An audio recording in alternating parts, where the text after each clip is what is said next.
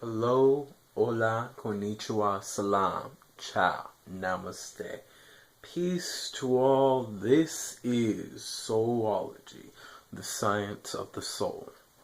And what we're going to discuss for today is about illusions and behavior. How do these two elements play a key role on your planet? Let's first start off with this. You, of course, everyone knows you are a soul. That being said, you are creating an experience of your own choosing. And to enjoy that experience due to the fact that you know everything, you gave yourself the ability to forget. And it happens usually as a child when you're a baby. Because of the fact of so much knowledge and understanding, when you become a baby, you're using so much of your energy with trying to learn to move, just understand and breathe, so you sleep a lot more. During that time of sleeping, you forget a lot more, and it leads to you growing and growing and growing until you don't even know who you are, but you do know what's going on this planet. Now that that's said, what does that have to do with the illusions and behavior? First of all, when you are a child, you are taught from parents who tell you how the world is or how it should be, in a sense. And based on this, each parent's ideology is different from the next. And this can lead to you believing that because everyone says this one thing or believes in this one thing, that it must be true. And we all run with it. We don't question it. We don't think about it. We don't attempt to change our thought process about what's going on because we believe there is a right and a wrong, because that is what we're taught from our family. We believe that focusing on morals is vitally important, even though your principles should be more important than focusing on morals. Too much anyways. Doesn't mean you should completely let them go, but in a sense, focusing so deeply on them causes what you kind of see in today's society, where every little thing can set someone off. You could say something, perhaps that's a joke, and to someone else it might not come off as a joke.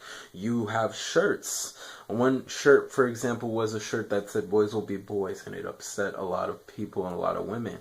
You have all sorts of things that can upset people in this day and age due to that. But none of this is real. Your behaviors aren't truly who you are. And the reason why I say none of that is real is you live in a relative state where everything can either be a yes, a no, and both, or both. It can be anything if nothing at all. But you create and choose what you desire.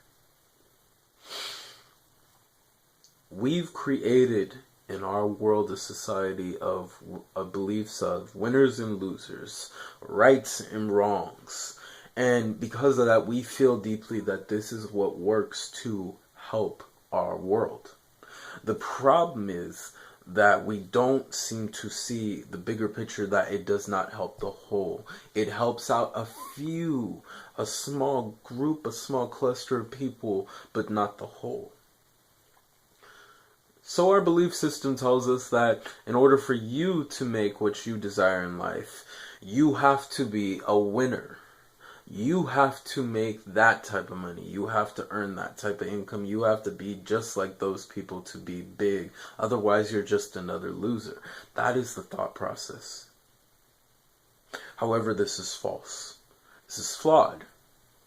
This is a behavior that has been taught generation to generation to generation and has never been changed, nor has it been questioned. And that is something you should look at. Many of the things, this is only one example of that. Many of the things, from your finance to your emotions, from your mentality, from education, is all based on a systematic way of how things should be, and barely anyone, if not no one, questioning what is going on around them. When you talk about education, most people may not realize that in education, you are not really being educated, you are not really learning. You are more memorizing what is being told for you to memorize, not questioning these things. Because though one person can talk about history, or one person can tell you that solving a math problem is this way, you could find a different way. Does that mean that is the right way? Or what if there's another way?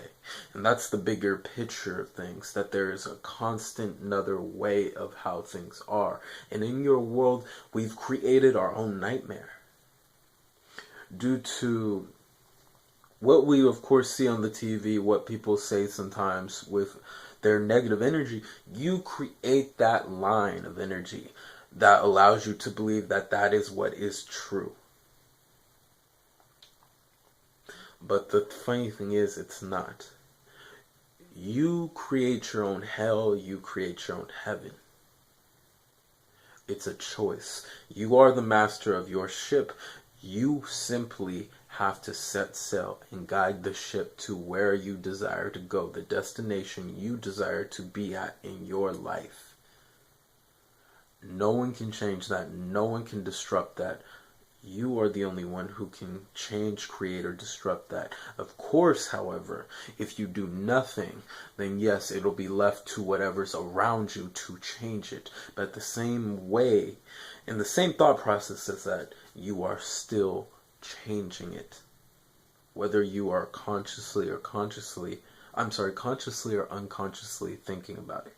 You are changing your path. So it might be better if you choose what you desire to change. So then the question might be, well then how do I get to changing my behavior, understanding these illusions? First of all, look within self and decide or choose what you desire to be, not only for self, but having your life. For example, I choose to be my peace, my kindness, my generosity, my love, my compassion, and so on and so forth. Because I am being those things, my thought process, my principles of who I am, no matter what side says what, if it does not focus fully on those, especially unconditional love, that's the other thing I meant to mention, then it is not who I am. I will not side with anyone. Matter of fact, I will be only on my own side, no matter how I feel about a certain situation or not. Make those choices of who you are being. What do you desire to be? And what do you desire to have around you in your life? Notice and observe everything and realize and research everything to see the illusions for what they truly are. And you might be asking, well, what illusions are you talking about? Well, like we said, with behaviors. Your biggest illusion, for example, would be the fact that you look in your world and you see everything as okay, but do not look at the fact of the poisons and chemicals in your water, your food, and your air. You do not pay attention to the fact that you cut down trees that are fully grown to perfect oxygen, bringing oxygen into the atmosphere, bringing oxygen into your area to make sure that you can breathe. You do not pay attention to that and instead allow these things to happen. And this isn't just you in general, in a sense. This is a generalization of humanity as a whole, that we do that without paying attention to what's really going on. We do not pay attention to what we eat. We do not do research. We are people, creatures who are of memorization, but not willing to question what has been memorized or told to us in a sense. Your biggest illusion is that you see this nightmare and can't seem to do anything about it when you do have the answer to change everything you desire. It's a choice. You can choose to change everything. You are not hopeless. This isn't a world of where you can't make things happen. No matter what anyone tells you, you can choose to create whatever you desire if you choose so. You have to realize no matter what you're afraid of, you will constantly live on over and over to become that higher version of yourself and perfect it. Because as you are being this person right now, even after what you would call death, you will still keep going to evolve and grow who you are and remember more of who you are until the cycle continues over again. Remember that you are beautiful, you are magnificent, you are amazing, you are divine, you are the gods, the goddesses, and the creators within. Remember that to know thyself is to know the creator within, who you are. And to everybody out there, have a good morning, a great afternoon, and a fantastic evening. To everybody, peace and namaste.